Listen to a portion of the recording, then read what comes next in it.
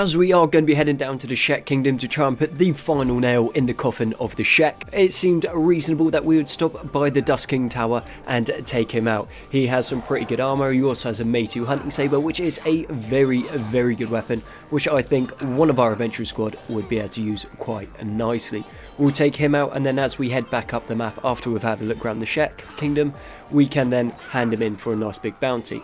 If we're down in Shek Kingdom, we might as well try to take out the Flying Bull as well, so we take out the Coal's Chosen, which means less Shek, which means a brighter and more prosperous future for the Holy Nation. The Dusk King is a very thick boy though. He is a juggernaut, so he has some crazy high hit points. He's also in some masterwork samurai armor that is golden and has higher protection than a standard samurai set. So all of our damage going through is doing pretty much sweet all damage, and juggernauts have insane regen, so we're just going to stay on him, keep hacking away until he finally goes down. And then I think, seeing as Luigi is our newest recruit now, he can have that armor, hopefully to get him up to speed a little bit quicker, and he might also get that hunting saber. So the Dusk King is putting up a pretty decent fight so far, but he is getting quite a lot of damage off on our guys, and we still want them at least semi-fresh before we go down into the Shek Kingdom. So what we've done is we have pulled GNU, Peter and Dexter in for 3 of the 5 attack slots, and then whoever feels like jumping into the other 2 can get involved as well. But we will try to keep the guys out of the way because we don't want them taking unnecessary damage, and also Peter and GNU's weapons do a lot more damage than the other guys. So we're going to send Luigi over. I think this is fair. He did manage to run across an acid-soaked desert at like level 1 and then survive the assault on the Black Desert City, so I think it's only fair that he gets some nice shiny gear as his rite of passage.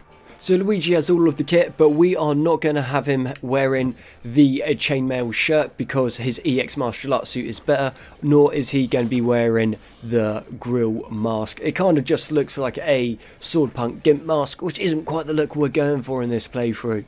I'm not sure, I think it might raise a few questions, but you know, some people are into that. I'm not going to judge if it helps you sleep at night. But with the Dusk King now sorted, all we need to do is pick him up, and we are going to continue on down and pick another fight. Unfortunately, Squin still hasn't fallen, which is a little bit annoying. We have taken out Esther, so there is no high command really left of the Shek. So I would have thought that Squin would have fallen by now, and we have come through a couple times to try and pick off as many Shek as we can, but it hasn't seemed to have worked that way. So I imagine we are going to have to go up to Admech, and then once we wipe out Admech, hopefully that will trigger the world change, and then the Shek Kingdom will finally be over, because at the moment it is not, and they are still holding fairly strong. One good thing that has happened though is we have the Holy Nation having patrols in this area. They are only small patrols, but they are patrols nonetheless, so the world state is changing, albeit slowly, and as you can see there is 3 just rocking their way into town, just casual. They're not going to do much. In a straight up battle, the Shek normally always smash up the Holy Nation. The Holy Nation aren't particularly great fighters, it turns out, but they do have numbers on their side. But then the Shek have cleaves, which do quite a lot of damage to hordes. As we have looked round Squint, there really aren't many Shek left. There are a couple positioned on each gate, but we're taking them down, and every chance that we've had, we've been taking the medikits off them. Without medikits, they can't heal. We're using a lot of bleed weapons, so that means that they will eventually start to bleed out, and once there aren't any Shek left, maybe that will trigger the change. If not, we can continue on our way to taking down Admech. Silver lining, we have found some of our lost weapons, so we will take them with us, and then we can give them to the new recruits when the recruits caravan shows up. As it is on the way and full of tech hunters and heretics, I think we will go and hit the way station. We aren't going to get too much from it, but there should be a medical trader in there, and what that means is another May 2 longsword, which is always going to be very useful for our squad. There is going to be a slight change of plan. We will not be going after Admech in this episode, unfortunately, as we do have the Adventurers Guild showing up to our base, and they will have a bunch of recruits. What we would like to do is we'd like to have those recruits equipped and somewhat trained and armed, and then take them with us up to Admech. So they are going to get a whole bunch of training from there. Will they be able to stay in the fight for very long? Most likely not, because we're going to be up against a bunch of Invincibles and 100 Guardians, and they do a lot of damage to low-end recruits, and same as high-level characters. But if you'd like to name one of those new recruits, just comment down in the comment section below. Just say what type of person you like, what name, and a little bit of backstory if you'd like. If not, just a name would do fine. We are recruiting 10 new recruits. 5 have already been named, so if you want to get in, just get in quick and say what you like. But we have another bar brawl. These bar brawls never go well for anyone who is inside the bar, because we have katanas and longswords and they do crazy good damage inside. So that was very quick, that was over, and we just stormed through that way station like nobody's business. We will need to pull Gnu and Peter in, because they're the only 2 that have any chance of taking down a medical trader. But once we do, that is a extra Mei-2 longsword. It does 3.3 cut damage, plus 100% damage against a Humi, plus 200 to robot, and plus 200 to animals, which it makes it absolutely insane. So let's go and get another one. So we're going to take down the medical trainer. Like I said, these guys are super tough, have crazy good armor, and that longsword is insane. Unfortunately, we can't wear their armor, but he has gone down. We've got Peter to pick it up, and with Peter, once we decide who's it going to go to, we will move it across. But I have heard a rumour that there is a town down here that is run by the Guild of Surgeons. And now, we don't like the Guild of Surgeons because they have skelly boys in their ranks and a lot of Narkos. But whilst we are there, we might as well swing by the camp and see what's happening. But it looks like there is a bit of a fight going on between the Band of Bones and some other Shek. So we're going to let them fight for a bit, and then we're just going to run in and massacre all that is left. It would seem that's the Band of Bones versus the Berserkers, so they're both a Shek, and both therefore need to die. They need to be purified because they are dirty Narkos, and we need to create a better, more prosperous future for the Holy Nation, seeing as we are a Holy Nation ourselves, hence why all Humis and nobody else. But this fight will be over nice and quick. They don't seem to have too much. Some of the guys do have respectable stats, and some of the stats are higher than some of the guys in the Adventurer Squad, but the difference being that we have better armor, better weapons, and there, well, not more of us, but at this point there is more, and we have an Orion Crocodile and 2 Juggernauts with us, which makes us very, very difficult to take down. But that fight is now over, so let's go and head towards the town. Interestingly, they called the town Hope, but there is not much hope that they will survive this attack. We are going to go in and try to wipe everybody out that we can. We do not like the Guild of Surgeons, and we want them gone as soon as possible. We are going to move our animals and a couple others up onto the walls, because it is the harpoons and the crossbows that seem to be able to cause the most damage towards Dexter, Midnight and Bog. With those out the way, we only need to worry about the polearms, which is just about every single weapon that the Guild of Surgeons has. But that is nothing too much for us to worry about, because for some reason they are not coming at us in any cohesive unit where they can bring their numbers to bear. And most of the time it looks like we are fighting multiple of us against one of them, and in that situation we have a far bigger advantage. We have the stats, we have the armor, and we have the weapons, and we are able to pick them apart nice and quickly. The Guild of Surgeons are no pushovers, and early on in the game, if you can see them go down and you can loot their kit, you have a very nice start. Pretty much how this playthrough started was just looting Guild of Surgeons, but now the tables have turned and it is us hunting them. And we are just butchering through them nice and quickly, and yeah, that wasn't much of a fight, unfortunately.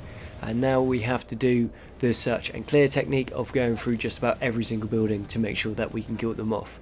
I am not sure if there is any Mei-2 weapons that these guys drop, but we'll keep an eye out, and if we can find another Mei-2 weapon to put into the armory, that would be a very nice addition, if nothing but a pit stop on the way to the flying ball. But we have found some tech hunters. Now, we got a bit of beef with tech hunters. We might have tried once upon a time to take out World's End.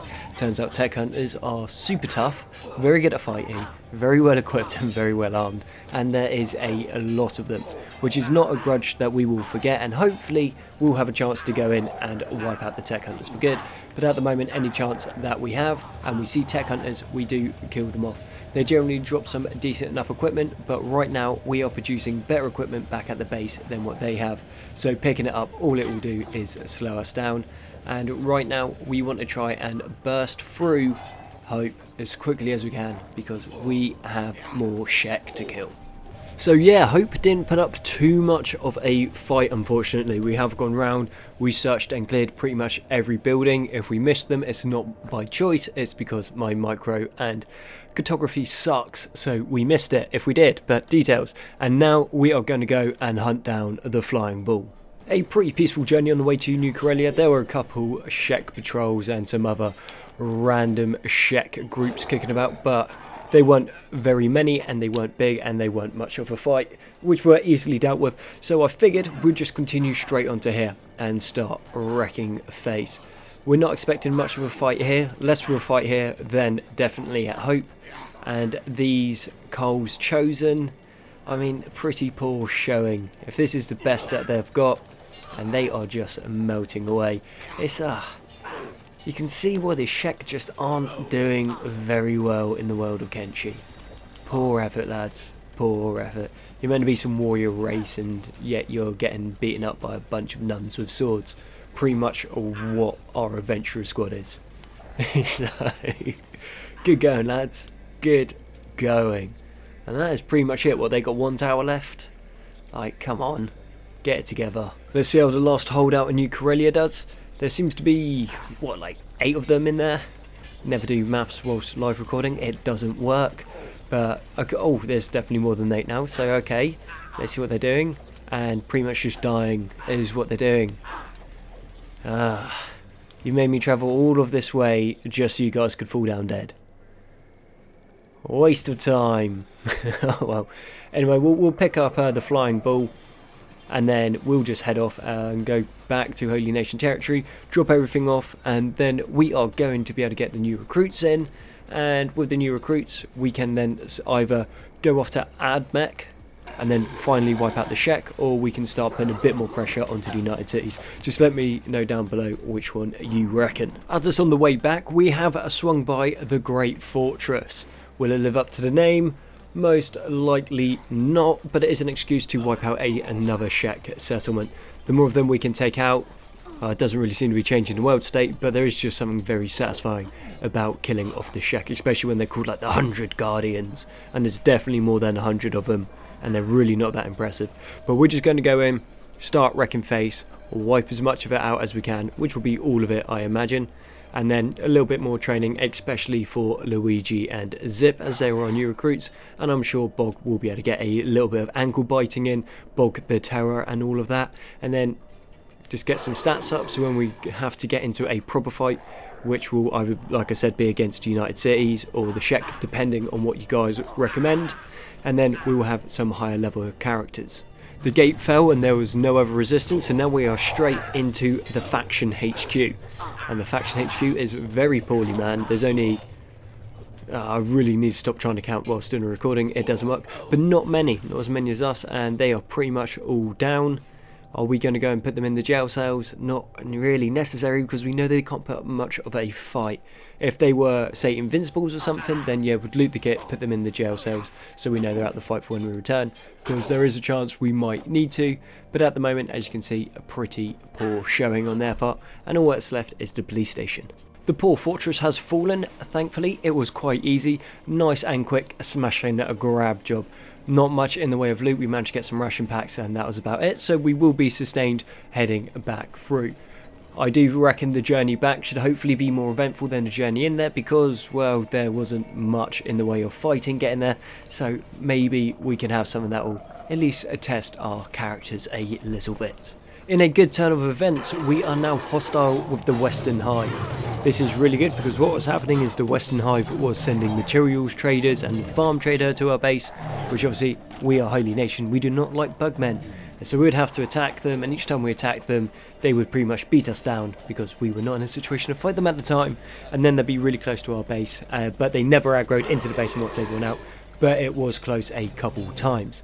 This way, we know that they will not send aid to our base or try to trade with us, because we are wiping them out. We're going to loot a couple things. It's mainly food that we're after. The rest of the kit is pretty much pointless, but Our guys eat a lot at the moment, so the more food we can get, the better. It would seem, though, we are finally getting a decent fight. So there is a bunch of different factions in this area all fighting each other. So we've got Triangle Bandits over here, we've got some Berserkers elsewhere, we've got Band of Bones, we've got Shek, obviously we had the Western Hive. So we are in a nice big fight with a whole group of people, and a lot of our adventurer squad is going down, which I like to think is a good thing. If they go down, that means their toughness is going up. It also means they're fighting people of decent stats, and if you find people of decent stats, your stats go up quicker. So the more kick-ins we can take and the more fights that we can take like this, which aren't in a town, because we will win this eventually just because we're better than them, is what it all comes down to. We will have better characters, and those better characters are going to be even better for besieging towns and trying to take these end game fights, which is all that we are gearing up for now, other than a couple slave runs and wiping out like slave complexes just to cripple the United Cities. But at the moment it is just about getting some stats up, getting in a situation where we can cause some proper damage, because right now if we went after a town we would get spanked pretty bad. I think we took out Squin, which was a lot of luck on our part. I don't think that we should rely on that, because yeah, that was a fluke. We took Squin as easy as we did. Even though it wasn't easy, it was like 3 episodes worth of trying to take it out, and we managed to be a little bit sneaky, managed to focus down Esther, got her knocked out, and then we just ran her straight out the town, and then it was just a running skirmish for a very long time. But the better we can get our guys, the quicker we are going to be able to wipe out the enemies of the Holy Nation. Looks like another group of Western Hive has decided to have a little scrap with us. We are pretty beaten up now, we are moving super slowly, so other groups are able to catch up with us and cause us a little bit of issue, because they just keep nipping at us, which is causing us like not much damage, but continuous little bits of damage adds up. So our guys are not moving particularly quick, so we're getting in more fights as we go.